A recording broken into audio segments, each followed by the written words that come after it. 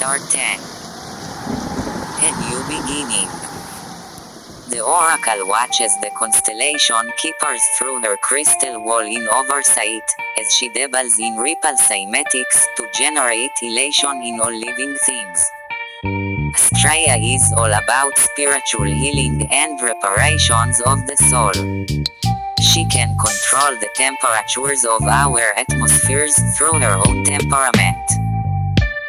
With a whisper she can set the winds to cascade calmly across the desert sands and open seas, or she can howl angry blizzards of hailstone.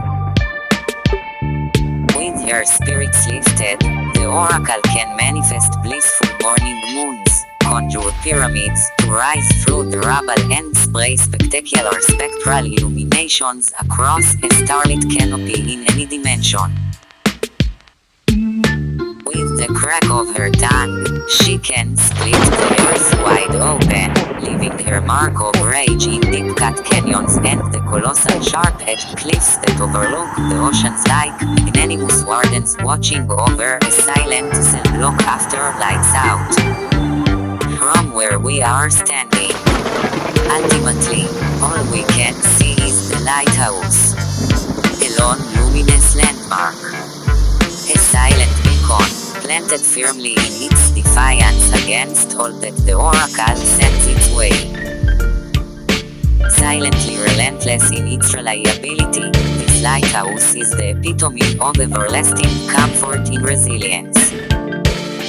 Its seemingly unreachable proximity making it elusive. Its path yet to be discovered. I found myself counting each step as I traversed the long cobblestone pathway that snaked along the cliff's edge, far above the sharp dark waves that pounded the cliffside. 323 322 321 And I was at the rocky embankment of the ominous towering structure.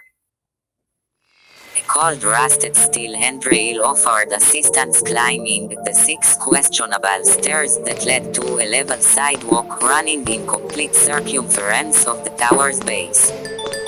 Several cautious steps took me to a massive steel door with no keyhole, handle or knobs. Clearly meant to be an exit only. 345 Halfway around the base, I came upon another, thinner black steel staircase that spiraled upward and around, disappearing into the cloudy night sky. Adding 87 steps to my journey. Step number 432 ultimately led me to an entry door equipped with black steel vertical bars and an antique padlock meant to secure the inner control room of the lighthouse. Although at first glance it appeared locked, closer inspection revealed that the bar was not clicked into place, apparently due to severe deterioration of the locking bar mechanism. I tugged, gently at first. Then a more vigorous yank was necessary to heave the heavy cell door away from the inner steel door, which echoed loudly with a creak that made it apparent that nobody else's curiosity had been piqued by this lighthouse in a long time. Upon entering, the open spacious interior of the control room seemed to expand in all directions, causing me momentary lapse in spatial perspective.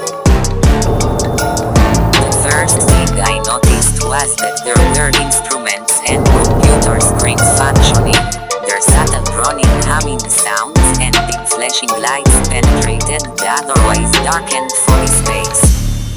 As I waited for my nocturnal vision to kick in, a clear and concise, masculine voice spoke in voluminous capacity, the slightest hint of British accent adorning its omnipotence.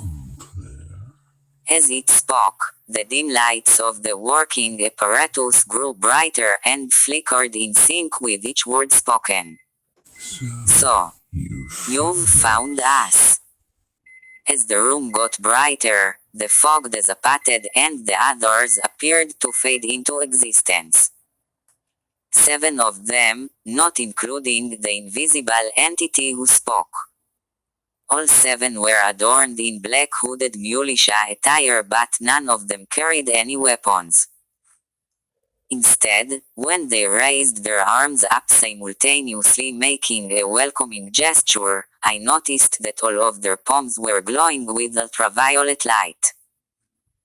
I felt only an overwhelming sense of security as these figures rose from their positions and came forward together in a circle closely around me.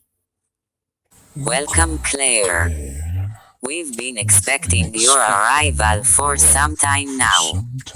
The voice spoke. How many steps did you take to get here? With a combination of curious amusement, I replied. 432. The others began to chant in a hushed, rushed tone. 4, 3, 2, 1. Thus your journey has begun.